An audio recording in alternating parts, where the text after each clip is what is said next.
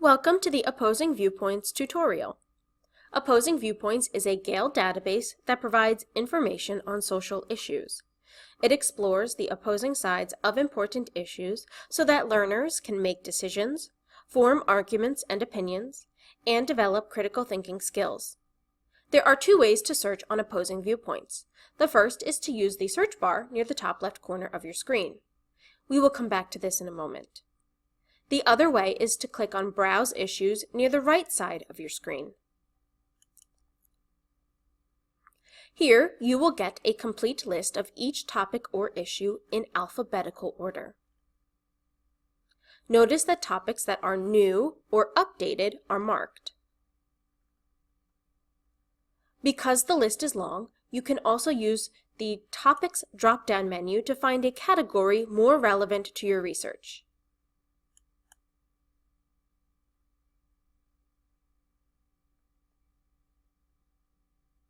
This is a great option for students who are still figuring out what their research topic might be. The search bar is a great option for students who already know what their topic is. You can start by typing your topic in the search bar. You will notice an autofill box appears underneath. You will also notice that some text is in bold while some is not. Text that is in bold means that it is an issue on opposing viewpoints, one that you would have found in the list under Browse Issues that we just looked at. The text that is not in bold is just a suggested search phrase that you can use. If my topic is social media, I'm going to click on it here. For each topic, you will see an overview that provides background information. Here, you will get main ideas, even critical thinking questions to consider while you read, and pros and cons in some cases.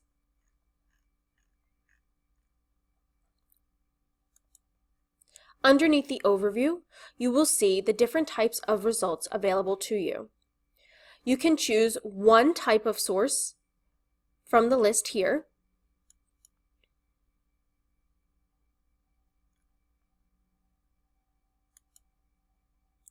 Or if you scroll down, you can see the different source types are separated by boxes. For each result, the title will be in blue with the author and publication information underneath it. You will also find the date that it was published and more information on the type of source that it is. For example, guest commentary, report, article, viewpoint essay, to name a few. You will also see the word count, the Lexile reading level, and the content level ranging from 1 to 5. These different scores and levels describe the level of difficulty or complexity of that article. So the higher the numbers, or the level, the more complex it will be. Peer-reviewed articles will also be marked with a check mark. When you find a source that you think is relevant to your research, you can click on it to open it up.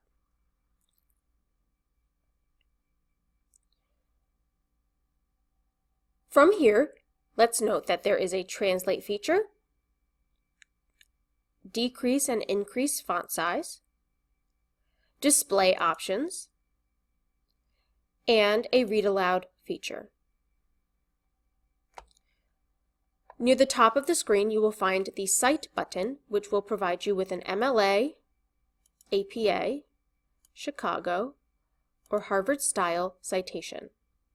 Keep in mind that these citations are computer-generated, so while they're mostly accurate, it's always important to double-check them. You can download or print for future use, and you can also get a link that will take you back to this source. It's important to use the link from the Get Link button instead of the link in the address bar, because the link in the address bar might not bring you back here. You might get an error message instead. So the link from the Get Link button will always take you back here, and you can copy it and paste it wherever you will be able to retrieve it again.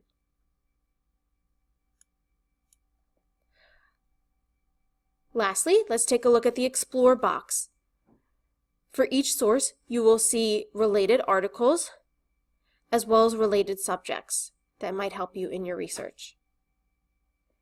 We hope you found this introduction to opposing viewpoints helpful.